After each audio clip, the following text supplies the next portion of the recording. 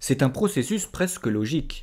Si tu places un distributeur de confiserie dans une forêt peuplée de chimpanzés, tu observeras qu'une fois avoir appris à appuyer sur le bouton de la machine, les singes passeront leur vie à le faire. Si le distributeur est inépuisable, les primates se lèveront tous les jours pour aller appuyer sur le bouton.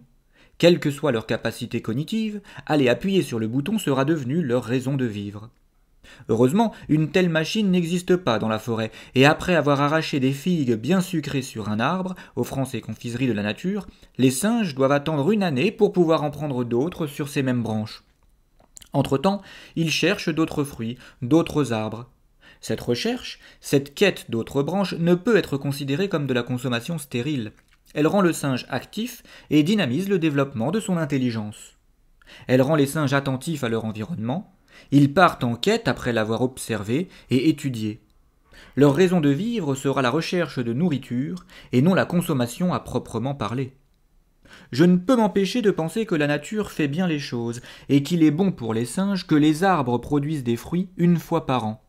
Sinon, tel un distributeur inépuisable, l'arbre attirerait les singes sans relâche, du matin au soir, et ils feraient la queue comme le font aujourd'hui les gens au McDrive pour manger des hamburgers et des nuggets à toute heure du jour et de la nuit. Avec un tel arbre, les singes ne vivraient plus que pour se rendre au pied du tronc. Et oui, n'ayant plus besoin de chercher des fruits, ils finiraient par ne plus rien faire d'autre en devenant des consommateurs hébétés. Et ce ne serait pas le pire.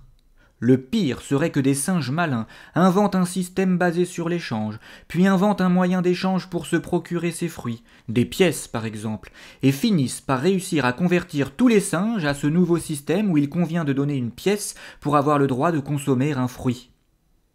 Au sein d'un tel système, la nouvelle raison de vivre des singes ne tarderait pas à être celle-ci: accumuler des pièces, de la monnaie de singe. Il ne reste alors à ces primates malins plus qu'à continuer l'entreprise en inventant le travail, le salariat, en proclamant que tout travail mérite salaire, et voilà des légions de singes qui font ce que leur demandent les singes malins pour avoir de l'argent. Très vite, on observerait tous les chimpanzés de la forêt finir par utiliser leurs instincts programmés pour survivre et pour chercher de la sécurité, travailler toute la journée afin de gagner des pièces qui leur permettent de consommer des fruits. Très vite, ces grands singes se feront esclaves. Mais ce n'est pas tout. Sais-tu ce que finiraient par comprendre les singes malins ? Ils finiraient par comprendre qu'en créant d'autres envies que celles de croquer dans des figues sucrées, les singes de la forêt ainsi que leurs enfants qui ne sont pas encore nés travailleraient pour pouvoir s'acheter ces choses qui n'existent même pas encore dans leur esprit. Les primates comprendraient tôt ou tard que l'offre crée la demande. Il ne serait pas étonnant de les voir finir par proposer aux habitants de la forêt de consommer des fruits à crédit.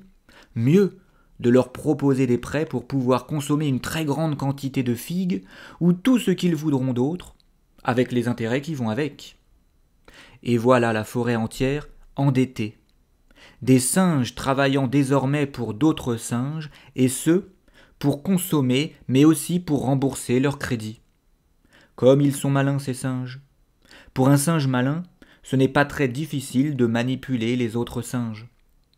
Dans une telle forêt, les singes qui ont étudié leurs frères finiront vite à la tête d'un gigantesque cheptel qui s'ignore. Je le sais car pour ma part, j'ai beaucoup étudié le grand singe qui a quitté la forêt et qui se nomme Homo sapiens, et j'ai constaté que c'était ce qu'il avait fait. Je crois que pour certaines choses, Homo sapiens est un primate comme un autre. Il se vendra pour consommer des figues, des bananes ou tout ce que vous voulez d'autre, et une minorité exploitera cette partie animale présente au plus profond de tous les hommes. Ne te crois pas à l'abri, lecteur. Si tu penses que cette petite histoire de singe ne te concerne pas, c'est que tu n'as pas bien compris qui tu es et d'où tu viens. À l'instar du chimpanzé, du gorille et de l'orang-outan, tu es un grand singe et tu viens de la même forêt. Cette petite histoire sur les chimpanzés est une brève, une très brève histoire de l'humanité.